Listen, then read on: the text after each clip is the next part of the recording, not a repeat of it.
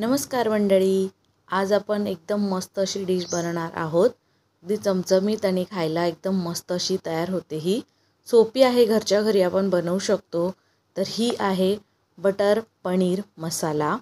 तर एकदम छान अशी तयार होते। तर चला मग वेळ न घालवता बघूया। कढई घेतली, कढईमध्ये मी एक पळी तेल गरम करायला ठेवलं। त्यामध्ये थोडंसं 1 चमचा बटर टाकलं। त्यानंतर इथे थोडे खडे मसाले घेतले, शहाजिरं, साधं जिरं पाव चमचा, 1 मोठी वेलची, 2 हिरवी वेलची, 1 दालचिनीचा तुकडा, त्यानंतर 4-5 मिरी, 2-3 लवंग असं हे सगळं टाकून परतून घेतलं। त्यानंतर 1 कांदा लांबसर कापून तोही आपल्याला हलका गुलाबी रंग येईपर्यंत परतून घ्यायचा आहे। त्यानंतर यामध्ये मी 1 7-8 काजू टाकणार आहे। तर काजूचे तुकडे मी टाकून घेतले। 2 मोठे लाल टोमॅटो बारीक कापून तेही टाकून घेतले आणि कढीपत्ता टाकले 8-10 पानं, ऑप्शनल आहे कढीपत्ता टाकणं। हे थोडं आपण परतून घ्यायचं। त्यानंतर 8-10 लसणाच्या पाकळ्या, 1 इंच आलं कापून टाकून घ्यायचं। त्यानंतर इकडे मी एका बाउलमध्ये अर्धा कप दही घेतली। त्यामध्ये आपण 2 चमचे कुठलाही पनीर मसाला टाकू शकतो। मी इथे शाही पनीर मसाला टाकून घेतला। थोडी पाव चमचा हळद, 2 चमचे धना पावडर, 1.5 ते 2 चमचा लाल मिरची पावडर टाकून घेतलेली आहे। त्यानंतर हे आपल्याला छान असं मिक्स करून घ्यायचं आहे। दही मस्त फेटून घ्यायची आहे ही, आणि ही छान फेटून झाली की इकडे आपलं कढईमध्ये जे कांदा टोमॅटो सगळं मिश्रण मसाला जो परतल्या जात आहे त्याच्यामध्ये मी 2 हिरव्या मिरच्या तुकडे करून टाकून घेतले। थोडी मूठभर कोथिंबीर स्वच्छ धुवून ती टाकून परतून घेतली। त्यानंतर जे आपण हे दहीचं मिश्रण केलेलं आहे मसाला, तो टाकून घ्यायचा आहे। गॅसची फ्लेम अगदी कमी करायची किंवा बंद करायची आणि हा दहीचा मसाला टाकून घ्यायचा आणि 1-2 मिनटं परतून घ्यायचं आहे। आणि त्यानंतर आपल्याला हे पूर्णपणे थंड करून घ्यायचं। आता यामध्ये आपण कसुरी मेथी टाकून घ्यायची आहे, थोडी 1 चमचा भरून। त्यानंतर हे मिक्सरमधून छान असं बारीक वाटून घ्यायचं आहे बघा।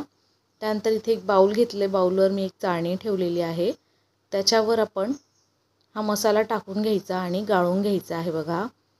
हा जितका होईल तितकं असा गाळून घ्यायचा। नंतर मिक्सरच्या भांड्यात थोडं पाणी टाकून हे आपल्याला छान असं गाळून घ्यायचं आहे। मस्त म्हणजे अशी फाईन पेस्ट आपली मस्त तयार होते ही।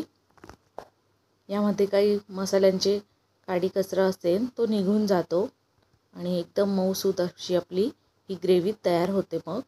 तर इथे आपण गाळून घेतलेला आहे बघा आणि वरती हा सगळा चोथा निघलेला आहे।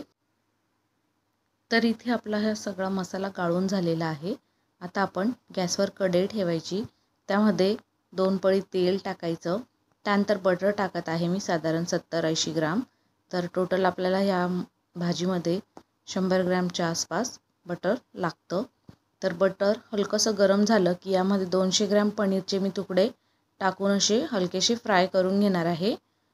तर बघा, हलका असा सोनेरी रंग येईपर्यंत परतून घ्यायचं आणि त्यानंतर हे पनीर काढून घ्यायचं। त्याच कढईमध्ये आता आपण जी ग्रेव्ही तयार करून ठेवली होती ती टाकून घ्यायची आणि मस्त अशी परतून घ्यायची आहे। यामध्ये आपण आवडीप्रमाणे थोडी काश्मीरी लाल मिरची टाकून घ्यायची, 1-2 चमचे भरून, जेणेकरून ह्या ग्रेव्हीला अजून छान रंग येतो, ऑप्शनल आहे। आता इथे मध्यम आचेवर मी ही ग्रेव्ही जी आहे ती अशी उकळून घेते, खूप पातळ करायची नाही। त्यानंतर यामध्ये चवीपुरतं मीठ टाकायचं, 2 मिनटं उकळून घ्यायचं आणि जे आपण फ्राय केलेलं पनीर होतं ते टाकून घ्यायचं। इथे मी दुधावरची साय घेतली, ती फेटून घेतली आणि एक 3-4 चमचे टाकून घेतली आणि छान असं मिक्स करून एक 7-8 मिनटं हे मध्यम आचेवर किंवा लो फ्लेमवर आपल्याला ही भाजी तयार करून घ्यायची आहे। पनीर शिजायला वेळ लागत नाही, छान अशी तरी येते। वरून आपण फ्रेश क्रीम टाकून हे सर्व करू शकतो। आज वेळात वेळ काढून तुम्ही माझी रेसिपी बघितली त्याबद्दल मनापासून धन्यवाद।